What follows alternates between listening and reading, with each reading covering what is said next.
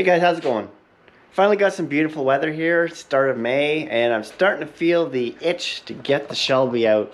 So I'm going to make a quick video on the procedure that I use to get the car started after sitting for so long.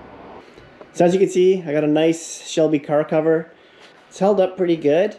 The Shelby decal's starting to come apart, but other than that, it's been in really good condition. Since the car's been in the garage, I do have a heater. I keep the garage at about 10 to 15 degrees Celsius. Got the cover off. Forgot how beautiful this beast is. Just love it. So as you can see, I do have the stock tires and wheels on it. When I go to put it away for the winter, I change off the good tires and wheels and put the stockers back on. Also, I leave the driver's side window cracked like 2 inches under the cover. And then what I do is I have an old t-shirt in here and I douse it with some Chemical Guys Vanilla Bean air freshener. So I soak the rag in that, leave it in the car for the whole winter, just on the floor. And when I pull it out, it smells really nice in there. Alright, so now for under the hood, basically all I do for the winter is I unhook the battery, positive terminal. I leave it in the car. Also, I make sure I do a fresh oil change before I even start it up. So I've already done that. Use the Ford Mastercraft filter. I just use synthetic in this. Also, I do change the spark plugs every 2 seasons, so I'm due to change them this year. And I do the fuel filter every 2 years. And that's about it for what I do for under the hood maintenance. So I just threw the battery charger on for like 10-15 minutes. Got it hooked back up. We're just giving it a quick little charge before we start it up. It's at 90%. Okay guys, so I got the battery charged up. Now we're ready to start it up. Oh, it smells nice in here. Alright, so for the startup procedure, you have to be careful because the car's been sitting for 6 months, so there's basically not a lot of oil in it.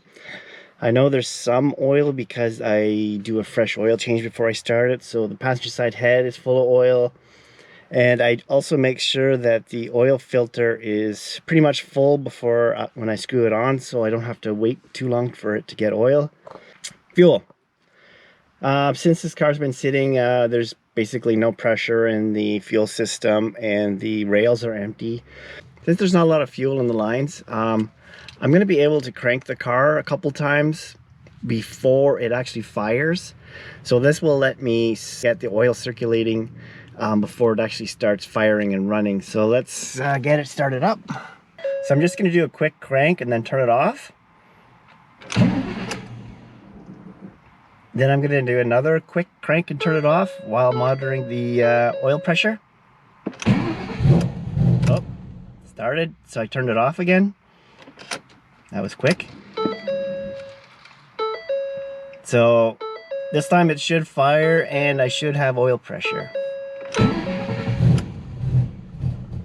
Oh, good. Still not enough pressure. One more time.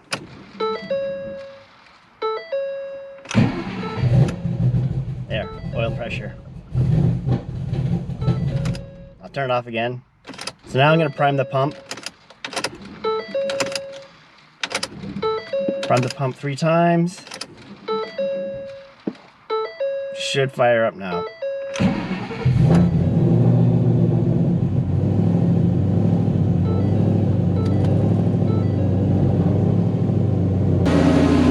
So the car's been sitting for a long time. It's got to figure out its idle. It is cammed, so it takes a little bit extra time. So we'll just let it idle for a couple seconds.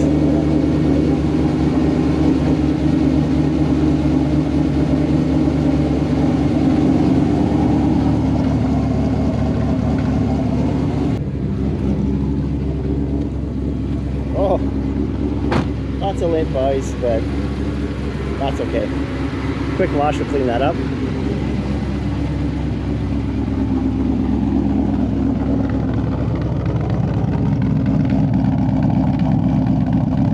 Starting to get some nice cammed idle back. Really missed that sound. So thanks a lot guys for watching. Should have it out on the streets probably next week, I would say. It's nice, but yeah, I just gotta get the spark plugs and oil filter changed, and I got a couple little goodies in store for this summer, so gotta get them installed too, and I'll be out on the streets. Thanks for watching guys. Talk to you later. Bye.